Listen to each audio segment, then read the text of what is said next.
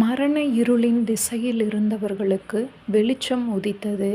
நான் உலகத்தில் இருக்கையில் உலகத்திற்கு ஒளியாயிருக்கிறேன் என்று சொன்ன இயேசு கிறிஸ்துவானவர் ஏசாயா தீர்க்கதரிசனத்தின்படியாக புறஜாதிகளுடைய நாடாகிய செபுலோன் நப்தலி நாடுகளுக்குள் பிரவேசித்ததினால் ஒளியாகிய அவரிடத்திலிருந்து வெளிச்சம் உண்டாகி மரண இருளின் திசையில் இருந்தவர்கள் பெரிய வெளிச்சத்தை கண்டார்கள்.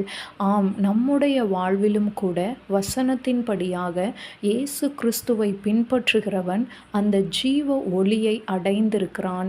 உலகத்தில் வந்த எந்த மனுஷனையும் பிரகாசிப்பிக்கிற மெய்யான ஒளியாக இயேசு கிறிஸ்துவானவர் இருக்கிறார். அந்த ஜீவ ஒளியை நம்மில் நாம் பெற்றுக்கொள்ளும் பொழுது நாம் இந்த உலகத்தில் வெளிச்சத்தை கொடுக்கிறவர்களாயிருப்போம். எப்படி இயேசு கிறிஸ்துவானவர் செபுலோன் நப்தலி நாடுகளில் வெளிச்சத்தை உண்டாக்கினாரோ அப்படியாகவே நாமும் இந்த உலகத்தில் வெளிச்சத்தை கொடுக்கிறவர்களாக வைக்கப்பட்டிருக்கிறோம்.